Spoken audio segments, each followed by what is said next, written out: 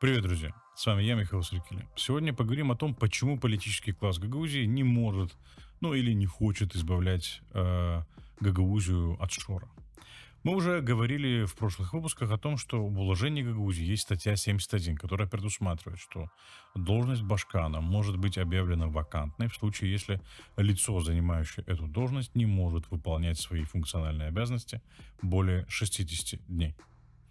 Также мы обратили внимание на то, что нахождение Евгения Гуцул под домашним арестом создает ситуацию, при которой статья 71 уложения Гагаузии может быть задействована. Это мы говорили в контексте того, что Гагаузия может избавиться от Шора и его ОПГ, если в Гагаузии найдутся смелые и ответственные политики, которые воспользуются данной ситуацией. 25 мая исполнилось 60 дней, как Евгения Гуцул находится под домашним арестом. На момент записи этого выпуска, 30 мая 2025 года, Евгения Гусул уже 65 дней находится под домашним арестом. То есть более 60 дней. Но, как мы видим, не нашлось пока в Гагаузии смелых и ответственных политиков, желающих воспользоваться ситуацией для того, чтобы избавить Гагаузию от Илона Шора и заработать на этом политические очки. Наверное, для гагаузских политиков зарабатывать деньги от Шора интереснее, чем зарабатывать политические очки. Гагаузские политики начали не то чтобы искать возможность воспользоваться этой ситуацией, а наоборот, они ищут всяческие отговорки, чтобы объяснить, почему они этого не делают и почему этого не должны делать другие. А выглядит это очень смешно. Давайте разберем аргументы некоторых гагаузских политиков. Например, Георгий Лейчу, вице-спикер Народного собрания, дважды главный прокурор Гагаузии, практикующий юрист и адвокат, автор ряда законов от ООО «Гагаузия» и ряда поправок в уложение Гагаузии. Лейчу говорит в своем комментарии для ЕПН, цитирую, «А оспаривается другой род вопроса, а носит ли это обязательный характер? Более 60 дней может означать многое, это могут быть и 90 дней, и 120. Когда именно обращаться, задается вопросом Георгий Лейчу. В свою очередь, я задаюсь другим вопросом.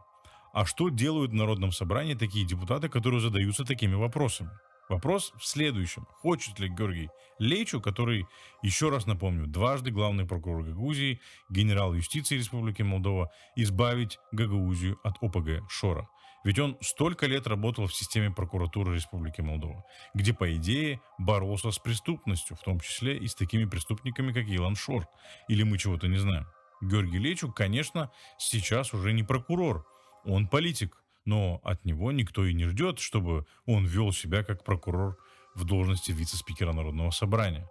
От него ждут политических действий и политических методов борьбы с оргпреступностью, захватившей Гагаузию. Тем более Георгию Лейчу предоставилась такая возможность, как условие, прописанное в статье 71 уложения Гагаузии. Но Георгий Лейчу почему-то не действует, он задается вопросом. И как настоящий прокурор из молдавской системы правосудия, прогнившей до мозга костей, он ищет лазейки, чтобы не ловить преступников. Вопрос, который задает Лейчу, он вообще никак не вытекает из статьи 71 уложения Гагаузии. Но почему-то Георгий Лейчу задает этот вопрос. Уважаемый Георгий Лейчу, более 60 дней – это 60 дней и 1 секунда. Вы, как политик, уже 5 дней не выполняете свою работу как депутат Народного собрания Гагаузии. И главный вопрос, который у меня возникает в этой ситуации, и он, на мой взгляд, намного резоннее того вопроса, который задает Георгий Лейчу в статье для ИПН. Лейчу хочет избавить Гагаузию от ОПГ Шора или не хочет? Хотя, мне кажется, ответ на этот вопрос совершенно очевиден. Другой депутат, Александр Тарнавский, совершил другой правовой или словесный кульбит.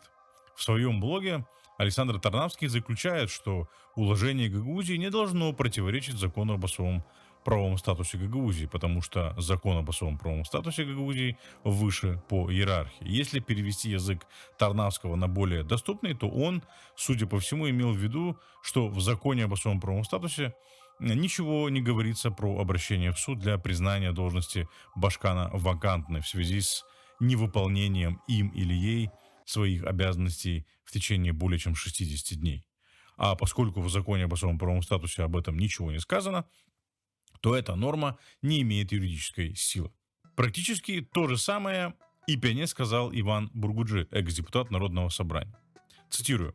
«Уложение Гагаузии априори не должно противоречить положениям Конституции Республики Молдова и закону об особом правовом статусе Гагаузии, где понятие 60 дней отсутствует», заключил Бургуджи.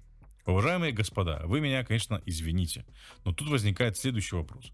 Если с вашей точки зрения все определенные статьи уложения Гагаузии не имеют юридической силы только лишь потому, что об этом ничего не сказано в законе об особом правовом статусе, тогда возникает вопрос, зачем нужно это уложение? Более 80% статей уложения Гагаузии регулируют вопросы, о которых вообще ничего не сказано в законе об особом правовом статусе. И тогда возникает другой вопрос. Зачем тогда вообще принимать уложение Гагаузии? Я прошу прощения, но исходя из всего вышесказанного, я не могу не задать следующий вопрос. 15 марта 2024 года Народное собрание приняло большой пакет поправок в уложение Гагаузии. Для разработки этого пакета поправок была создана целая комиссия из 11 депутатов, которую возглавлял зампредседателя Народного собрания Георгий Лейчу. Результатом работы этой комиссии была в том числе и новая редакция статьи 71, где говорится о тех самых 60 днях. Подавляющее большинство всех тех поправок, которые были приняты по итогам работы этой комиссии, противоречат закону об особом правовом статусе, потому что в законе об особом правовом статусе ничего не сказано о том, что регулирует эти поправки. Получается, что 11 депутатов 2 года, работая над этими поправками, просто имитировали бурную деятельность. А те, кто проголосовал за эти поправки, просто утвердили эту имитацию бурной деятельности. Но это если принимать всерьез аргументы Тарнавского и Бургуджи. Однако есть очень веский аргумент, который доказывает, что сказанное Тарнавским и Бургуджи — это, простите, не что иное, как дерьмо собачье. Это просто юридическая отговорка, чтобы не брать на себя политическую ответственность, ну или защитить интересы Шора в Гагаузии. В 2002 году, когда Воронин отстранял от должности башкана Дмитрия Креатора, он опирался и на положение закона об особом правовом статусе, и на уложение Гагаузии. Он не игнорировал уложение Гагаузии только лишь потому, что нормы, регулирующие отстранение башкана от должности, прописанные в уложении, не прописаны в законе об особом правовом статусе.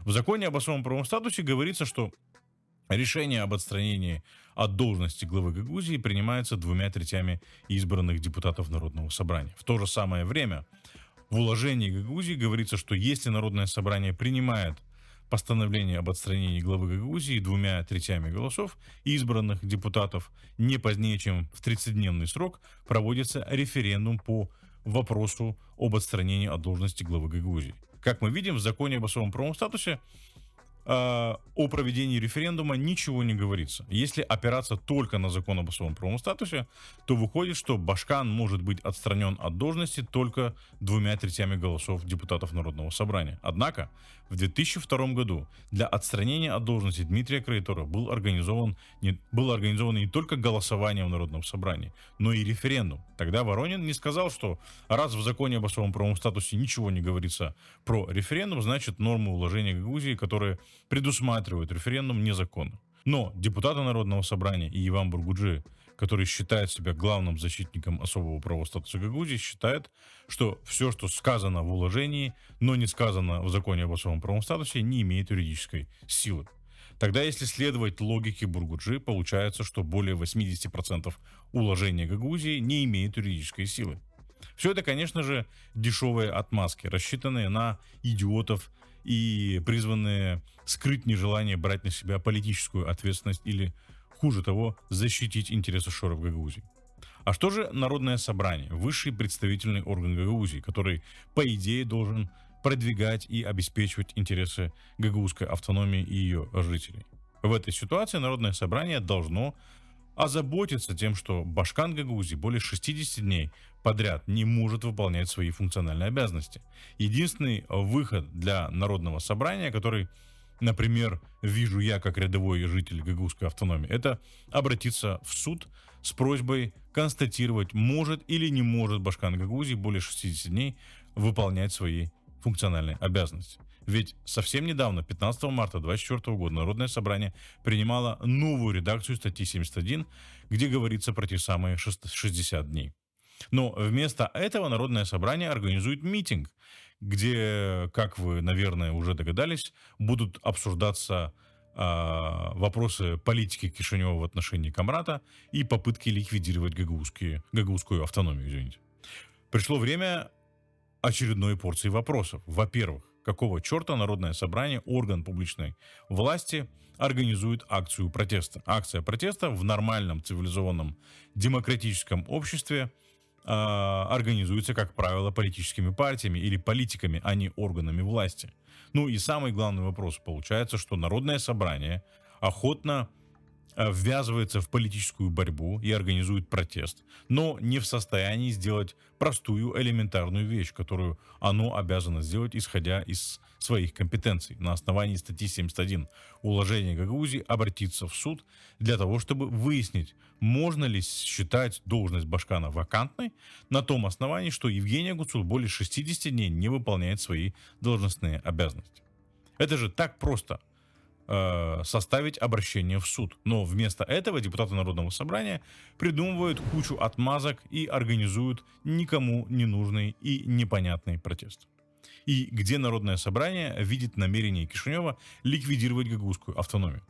4 года ПАС имеет большинство в парламенте, состоящее из 64 депутатов. Для того, чтобы ликвидировать гагаузскую автономию, нынешнему руководству страны достаточно просто проголосовать в парламенте об отмене закона об особом правовом статусе. У ПАС есть достаточное количество голосов для этого. Но ничего даже близко намекающего на то, что ПАС собирается это делать, мы не видели на протяжении 4 лет, что ПАС находится у власти. В Народном собрании это прекрасно понимают. Но задача состоит в том, чтобы организовать шоу и защитить интересы ОПГ ШОР в Гагаузии. Народное собрание, которое полностью контролирует ОПГ ШОР, пытается убедить нас в том, что суд над Евгенией Гуцул — это попытка ликвидировать гагаузскую автономию. Ни больше, ни меньше. Но, как я уже говорил выше, для того, чтобы ликвидировать гагаузскую автономию, не нужен суд над Гуцул. Достаточно голосования в парламенте Республики Молдова по отмене закона об особом правовом статусе Гагаузии. Но, повторюсь, нет ни малейшего намека на то, что ПАС намеревается делать что-либо подобное. Ну и не лишним будет напомнить о том, что Женю Гуцул судят не за то, что она занимает должность Башкана, а за то, что она участвовала в незаконном финансировании политической деятельности ОПГ ШОР еще до того, как стала Башканом.